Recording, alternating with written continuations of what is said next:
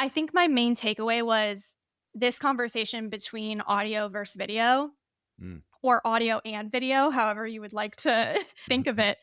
It was the main focus. Hmm. Almost every session talked about it. A lot of sessions are still saying you don't need to have video. Then you have people directly from YouTube podcasting presenting, like, get your podcast on YouTube, people. And that's definitely changed in the last, 2 years since I've been on with you both. Welcome to Continuing Studies, a podcast for higher education podcasters to learn and get inspired. I'm Neil McFedrin, founder of Podium Podcast Company. And I'm Jennifer Lee, founder of JPod Creations. Podcasting is broadcasting. We want you to know you're not alone. In fact, there are many of you higher ed podcasters out there, and we can all learn from each other. That is right, Jen. And before we jump into this episode, we want to remind you again about higheredpods.com.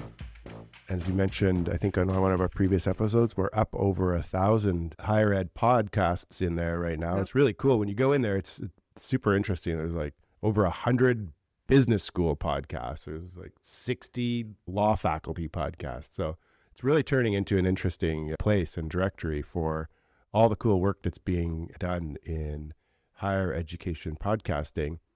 And of course, we're 2 months away as we record this in early May. We're 2 months away from July 12th in Chicago for the first Higher Ed PodCon, which we're going to be at. And our guest today, Kate Young, is going to be one of our speakers.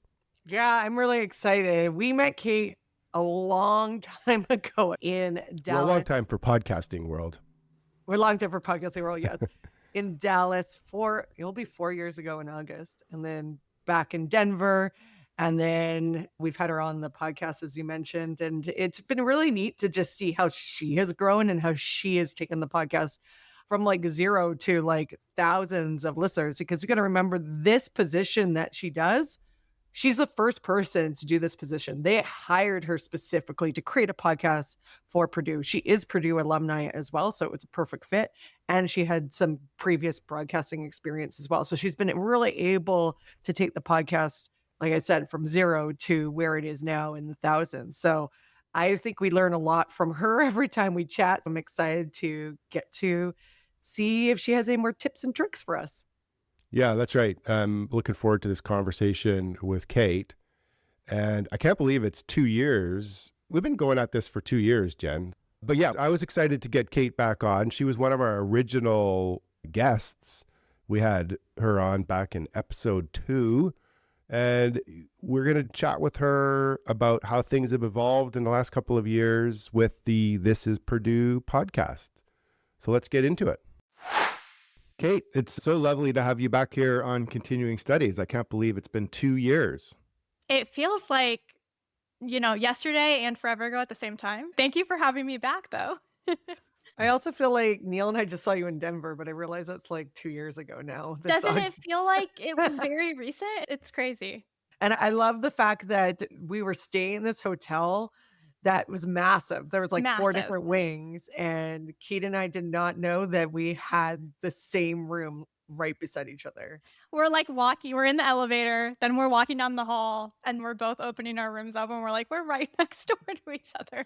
So funny.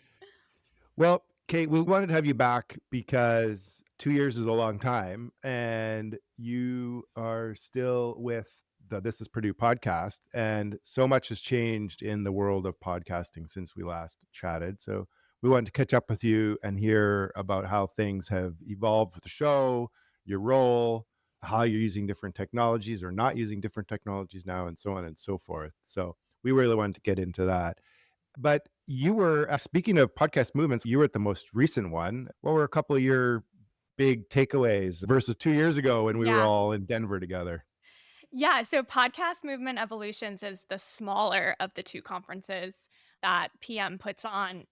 I definitely missed there's definitely more like energy and vibrancy and variety in that bigger one that they have in the summer.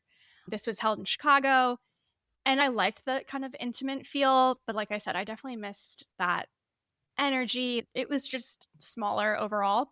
But I think my main takeaway was this conversation between audio versus video, Mm. or audio and video, however you would like to think of it, it was the main focus. Hmm. Almost every session talked about it. A lot of sessions are still saying you don't need to have video. Then you have people directly from YouTube podcasting presenting, like, get your podcast on YouTube, people. And that's definitely changed in the last, 2 years since I've been on with you both. So there was a lot of talk of video versus audio and YouTube for sure. There's also a lot of discussion around seeing like clips on social media and that Mm. being the new gateway instead of like hearing about a podcast from a friend and word of mouth, you're seeing more clips on social. So like Giggly Squad is an example that I'm thinking of with two kind of reality TV stars or former reality TV stars. People will say, "Oh, I listen to Giggly Squad." And then they'll be like, "Wait, actually, I just see their clips on Instagram and TikTok." So I don't really, I'm listening to a minute of their podcast, but I'm not listening to it on Apple or Spotify. So that was very interesting. And I think, again, it was stated that social media has overtaken that recommendations from friends and family as the most popular way to discover shows. Aren't those the same thing? Like, aren't you following? I guess that's where the algorithm versus the Yeah. friends and family you're following on social media. Right. And it's popping up on your For You page. Maybe I Mhm. got into certain podcasts recently from friends who listen. And so that might show up on your timeline now, even if you don't follow them on Instagram. So that was all very interesting and enlightening. But I love that you're saying too, people are watching these shorts, but they're not necessarily going over to the longer form Yep. content. So that is like showing that podcasting might be going in a bit of a different direction. And how do you marry the two together? Because people like the idea of the sound bites and the clips. And it's interesting because I'm going to the London podcast conference in a few weeks and their whole thing is video. I wonder if they'll talk about that gap there because it's not concerning, but it's like, why are we then going to the whole trouble of doing a full podcast if people are only going to watch it on TikTok? Right. Absolutely. And I think, they're thinking, oh, well, if we put 10 different 1-minute clips out, then technically some people are listening to, I don't know, half of our show or a tenth of our show, whatever the case may be. But it was definitely that video and audio coming to a head here and how the popularity has grown, what YouTube has done with, YouTube for podcasting. And it really reiterated for me and my role how glad I was to get Purdue on to YouTube when I did back in 2021. I was like, Right. I did it right. I am so glad I listened to industry experts and did that early on. Kate, you guys have been doing social media assets. Like, we talked about Yes. that 2 years ago. You were Mhm. creating social media assets for every episode Yes. already. I think that was one of the things that we really liked when we chatted with you. You had a whole team. Yes. So are you then already creating shorts and Oh, yeah. clips for Spotify and so on and so forth? Yes. I think out of everything with the podcast in the past 2 years, the video strategy has just completely evolved. We started off on Purdue's main YouTube channel, posting our whole episode. Then, as we started to get into the social distribution and having the incredible help of our social team, one of our social team members is essentially like an on site producer. I look to her as a right hand woman for me. She is there leading these social efforts, keeping the clips under a minute, knowing that that's what we want for our YouTube shorts and Instagram reels. We're able to add so much extra content and pull these bites from episodes because we actually separated out from the main Purdue channel and started our own This is Purdue YouTube channel. And so Yeah. we're at 10,000 subscribers on there. We're super Nice. proud of that. And that way we weren't oversaturating the main Purdue channel with just podcast content, right? We have an awesome video team and all this different storytelling that deserves its own space. And then like the podcast deserved its own space. So we're putting, maybe 10 YouTube shorts to 12 a month on the channel. We're kind of thinking ahead and like almost banking content to align with timing and relevancy, which I'll get into with you both too. But, we had an episode recently with a Cubs head groundskeeper. So he did our College of Agriculture. He went through that and then works for the Cubs and literally manages Wrigley Field. And so we have certain snippets from that episode that we did in March going out in June and July because it's baseball season and like the Cubs are in the news probably, that's such a beloved sports team. So we're really focusing on that strategy of knowing we have this awesome interview that's really popular, and in the Midwest, the Cubs are incredible, and knowing we have a lot of alums in the Chicago area, focusing on being able to pull really interesting content and then like share it out later. So Mm. yes, our social strategy, our distribution, and our YouTube strategy has really evolved, and we're really proud of that as a team. That's And I great. just want to mention, Kate, because you are a bit different than the other people that we talk to. This is actually a position at the school. Yeah. Like this is actually your job. Good Can you point. tell us a little bit about your role? Yes. So I am the only full-time podcast position. The other people on our team share responsibilities on other teams, but I am part of Purdue's central marketing and communications team. And recently, we kind of think of ourselves as an agency. So we've recently rebranded to Purdue Brand Studio. So I am part of Purdue Brand Studio. Really, the goal is having this special storytelling angle told via the podcast. We have an incredible storytelling website. We have a video team that's putting out videos on our main YouTube channel. But with the consistency and focusing on some of these relevant and timely topics, the podcast is able to put out episodes every other week and really share that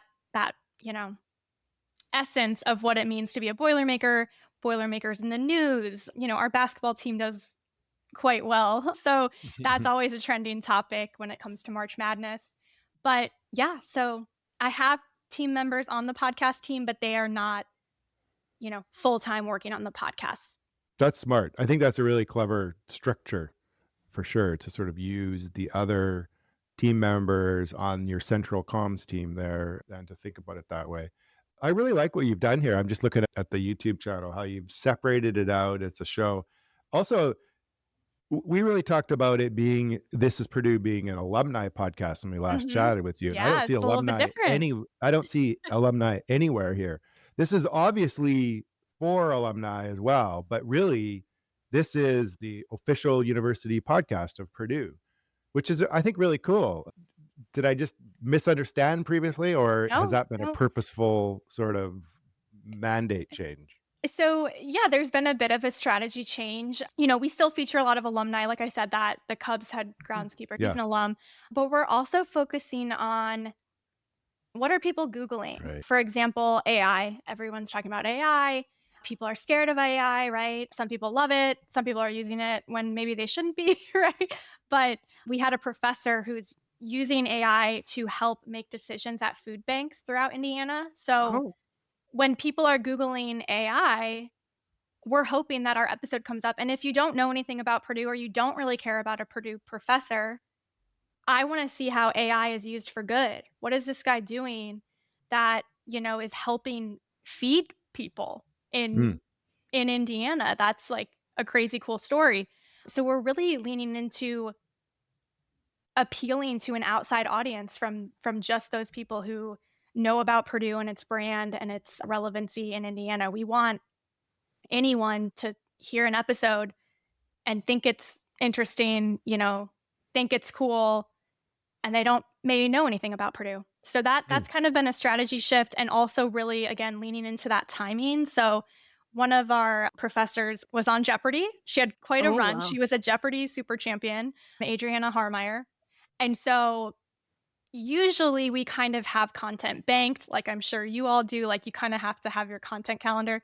This was an exception where like we got to fit Adriana into our content calendar because everyone's talking about her. She was, on Jeopardy. Everyone's excited about it on social media. So we did an episode with her and kind of, I don't want to say broke the rules, but we had a really quick turn with that one because it was so relevant and in the news. So we really capitalized off people Googling her or Googling Jeopardy. And that was a really fun episode. We did one around the holidays with one of our, he's not an alum, so that's to your point too, Neil, but he's been at Purdue for 25 years and he works in our president's house. And so he does all of the events. He knows everyone on campus. He teaches an etiquette course to students.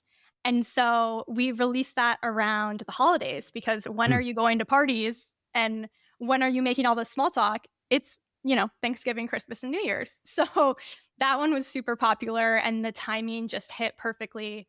And again, saving content from that November episode to drip out New Year's, like what are good small talk tips at parties? And, people Google that stuff and they find our show. So we've had a lot of fun figuring out the SEO strategy and like what people are interested in. I love it because you're taking the steps to really like dig into how to grow your show. And that's what a lot of people think. Obviously, you Yeah. had a base for a long time, but you're thinking about timing. And that's something that I've been working with someone recently. It's like you want to always make sure that your episodes are going around certain times if they relate to it. So Right. the fact that you were like, oh, etiquette, Christmas, like sports season, people don't think about that. And you're also opening up the podcast out to a wider audience.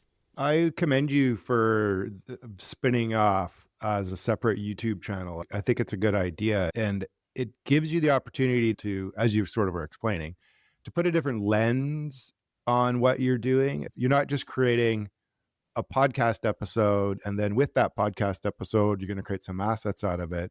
You're creating content for a show overall, and you're thinking about, well, the show is going to have a long form audio version, it's going to have a long form video version, and it's going to have a bunch of shorts. Some of those other examples you gave are going to have separate more straight up YouTube videos. Yep. So it's probably really opened up the aperture of sort of how you think about content creation versus just, well, I'm creating a podcast.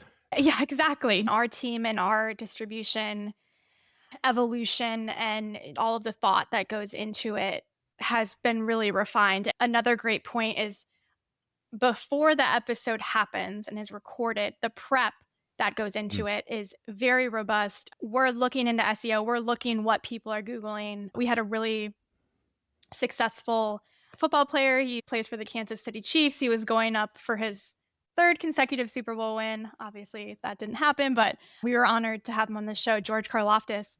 And some of our writers were like, hey, people are wondering, like, what does a defensive end do? And like, I don't know. I'm not a huge sports girly. So we asked that. And then sure enough, when you Google, what does a defensive end do? Georgia's short. It's like on the main page in Google. So just kind of thinking through how in that prep work we can attract like that SEO attention and that, again, random people who might not have ties to Purdue to come across our show. Yeah. I think the prep is key in all of that. And we're organizing that ahead of the interview so that I know later, like, hey, here's what we're clipping. We had an interview yesterday and the woman was talking about Purdue basketball. And I'm like, I already know I'm pulling that clip and it's going to be like, what's special about Purdue basketball? And it's her saying, Coach Matt Painter is the culture and the fit. And like, if it's not a fit, it's just simply not a fit. Like, and it's going to do well. So now I've kind of trained my own brain to be in an interview and know when I'm going to clip something, which helps on the back end. Yeah. Are you using the shorts you're creating? Are you putting them up into Spotify for clips as well? No. So that's something we've been talking about for a couple of years now. We have our full video interview posted on YouTube. And then not everyone listening to this knows I construct our audio only version differently. I kind of give more context, more background. We have our ending credits shouting out our team, all that post-production magic, the music. And so I have been putting that as our audio version on Apple and Spotify because at the end of the day, I do think there's a certain magic to This Is Purdue because of that scripting. Yeah. And so I should play around with putting the shorter clips on there, but right now I do like having that audio version better than having that full video interview of the guest and myself. You can still put those clips up. You can use your shorts. So basically the Spotify version of a reel or a short is a clip. And so you can actually add those to your audio episodes. So like you go into your Spotify for creators, or you hit the little button there and you just add the little clip in. So outside of whether or not you're going to use the full video version, those clips. Okay. And then Spotify is starting to, if you're in the Spotify app, there's a bar of what looks like those vertical videos. If you hit one of those, it goes full screen and you're in a scrolling mode like you're in Reels. Really? So they're really pushing that. And what you can do is you can attach the clip is attached to the episode. So then the Spotify algorithm knows that as well. So just like someone's going to find a short while they're doing shorts on YouTube, and one of the This Is Produced shorts might pop up. And so Spotify is really trying to do the same thing. So you're already producing them. It's the same Repurpose. vertical. It's 90 seconds limit. Literally, you can pop one in for every single one of your audio episodes. So Well, I encourage you. will take this Yeah. away and Yeah. run with that. Yeah. Because Yeah. again, and for everyone listening out there, like, we're using the same reel on YouTube. And then on LinkedIn, we're playing around with vertical videos. On Facebook, you can post them. Like, I know there's so much work that goes into the post-production, but if you have that clip made, like, put it everywhere you can. So thank you, Neil. Yeah, because what YouTube calls a short is a reel on Instagram, it's a reel on Facebook. Feed video is what they call it on LinkedIn. Okay. And it's a clip on Spotify. And to your point, if you're creating them, you can use them in all those places. The difference with YouTube and Spotify is you actually can associate the short or the clip with the specific episode. So then the YouTube and the Spotify algorithm is knowing that those are associated, because that shorts audience is different from The long form. Yeah. So you're getting this different audience that's going to be seeing those, and the algorithm is going to be feeding them to them, as you're talking about SEO and opportunities there too. So Incredible. Anyway, so yeah. Thank you for that tip. So on the audio versus video in the This Is Purdue YouTube, under the podcast, you actually have two feeds. You've got the audio one and the video one. So the thought there is, originally I'm creating this episode, I'm doing all this work scripting it. Why not, again, with the repurposing, why not put that onto YouTube? Yeah. And that is for people who are like working on their computer, but have the YouTube, pulled up in a tab and can just listen if they prefer that route. And then, of course, we have this wonderful video team that produces this final video interview. That's very much the question and answer kind of show, if you will. If you want to see our new studio, if you want to see the guest, obviously some of the more popular Boilermaker guests that are, for example, sports coaches, etc. People love watching the video. So we have that, and then our YouTube shorts, and then we also do 60-second trailers that show the top highlights, clips from the guests that are hopefully going to make you want to listen to the whole thing. Yeah, I like it. It's two different things. And you're right. I mean, we always forget, or I always forgot to remind myself, there's two YouTube apps actually, right? There's the main YouTube app, and then there's YouTube Music. And YouTube Music has billions of people using it. And people use YouTube Music for podcasts and music mostly. Yes, they watch video there, but predominantly that's the use case is more headphones in pocket with phone, and you're listening to it. So that is clever what you guys have done. I like the idea. I'm gonna steal that. Please be my guest. But yeah, it's funny because a lot of people that I see out and about on campus or in the community will be like, I watched your podcast. I watch it. And I'm like, interesting. Okay. And I'm like, oh, where are you accessing it? And they'll say YouTube. But I get called out more by people, I will say to like an older audience actually, will say, I watch your show. And I'm like, oh, have you checked out the audio?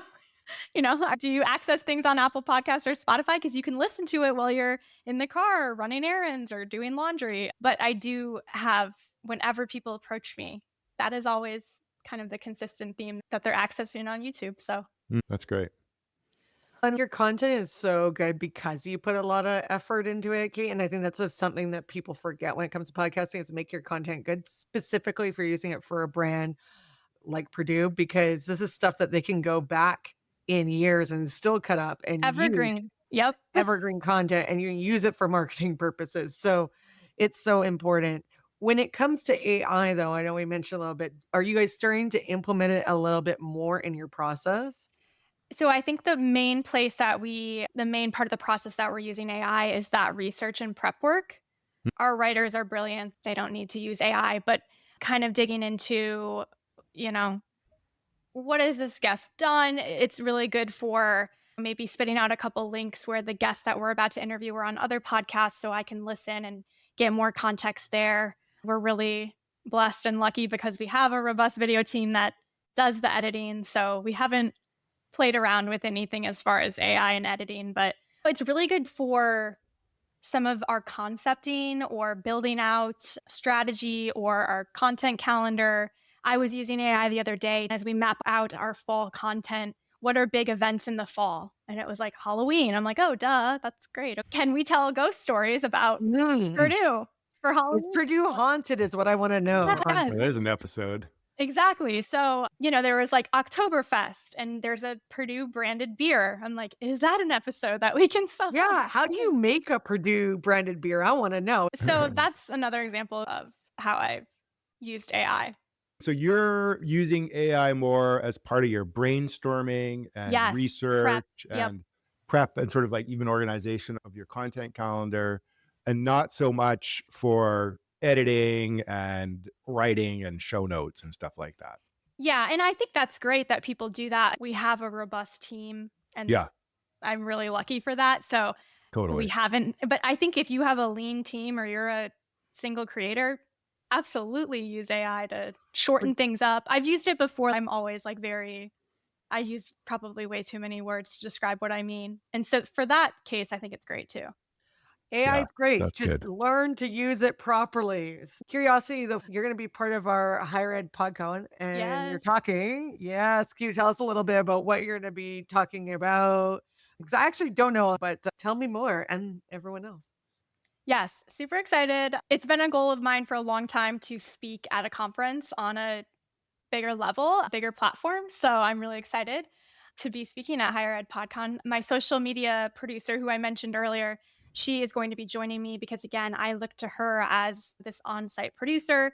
She has everything set up and tailored to specific social clips with her expertise as a social media strategist for us. So our session is called Podcasting, Social Media, and Video. Oh my.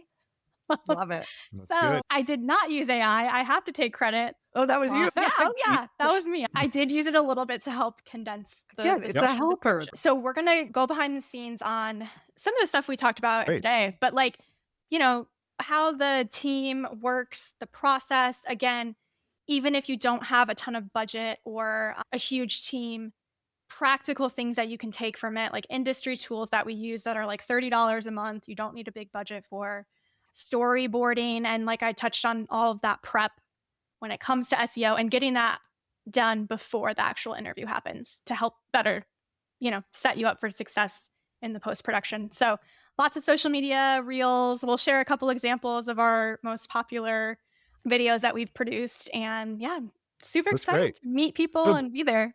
yeah, I think first and foremost, that's really what the genesis and sort of the reason behind it is, to build some community and for the higher ed podcasting world to be able to share, because it's different. The reason for being is different than a monetized podcast. There's a very different reason for This is Purdue and what you're trying to achieve and your goals are.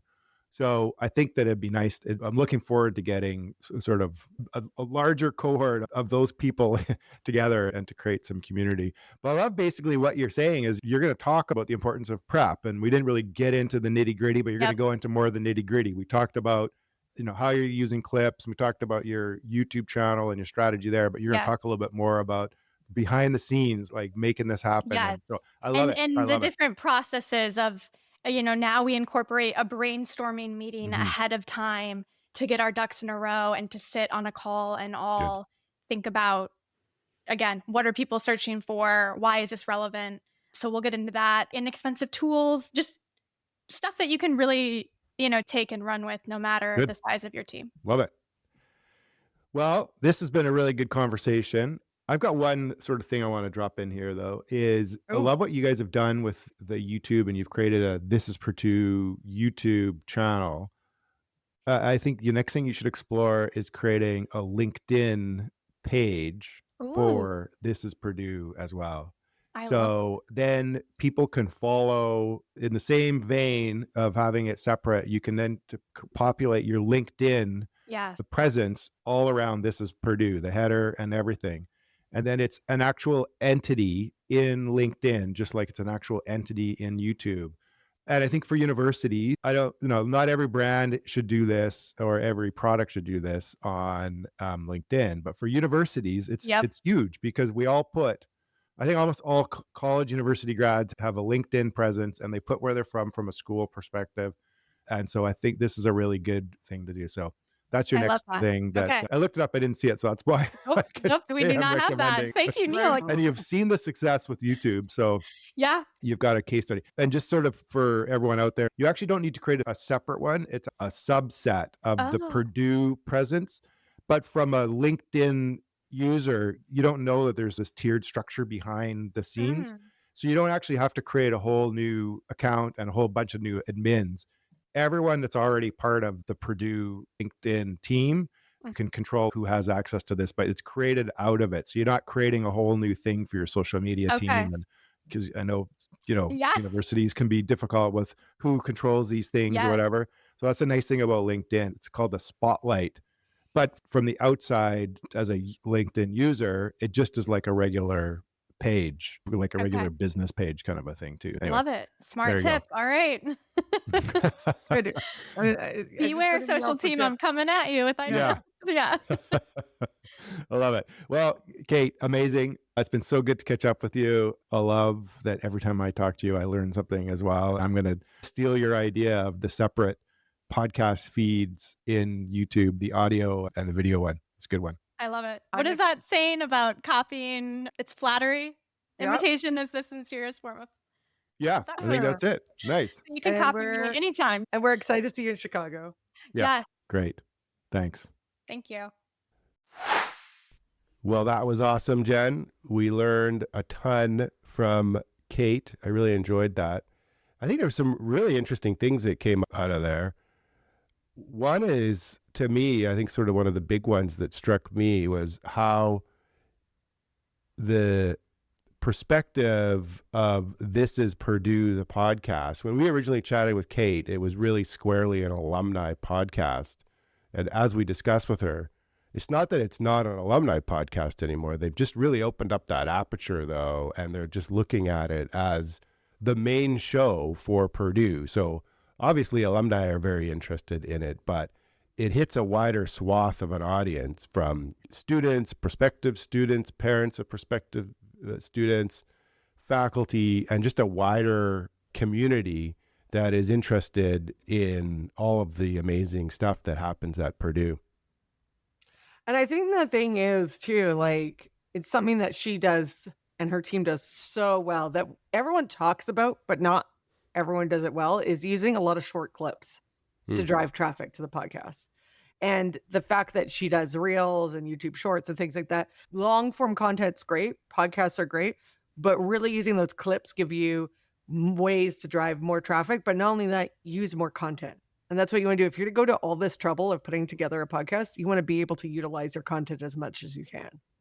Yeah, and it's not just about having a podcast and then we're going to spin off some content from that podcast, but really, sort of as I was saying, it's a show. It's their overarching show, which they call it. And it is about all of the content. And that, case in point, is what they've done with their YouTube channel, where they've spun it out from This is Purdue being the podcast in the Purdue YouTube channel. And now This is Purdue is its own YouTube channel. And it gives them the elbow room to fill it with content, the clips and other behind the scenes video and so on and so forth. And it gives you this opportunity to really open it up and to look at it as a bigger content play for the university. And I really like how they've got this video and audio strategy they've been doing now for a few years. The audio is more high production. It's a little bit more scripted, but they've created two separate podcasts in YouTube. So you can listen to the audio if you're tuning in on YouTube Music app. The video is there too. And I think that was a really good idea that I'm going to steal. Yeah, I know you could have picked more from Kate, because I just felt like there was so much. And even when you guys were talking about Spotify and everything, it got me thinking about all the things we can do. But that's for another time. And you should be going to Kate's talk, because she's going to mention a lot of those things in her talk at Higher Ed PodCon. So until next time. Thank you for tuning in to the Continuing Studies Podcast, a podcast for higher education podcasters. We hope you found this episode informative and inspiring. If you enjoyed the show, we encourage you to follow, subscribe to our podcast on your preferred platform so you'll never miss an episode. But if you found this episode particularly valuable, please consider sharing it with your friends and colleagues who also might be interested in higher education podcasts. We also invite you to join your peers on higheredpods.com, where you can connect with other podcasters in higher education and learn from others in the field. Thank you for being part of our community. We look forward to continuing to bring you valuable insights and conversations around higher education podcasts. See you in the next episode.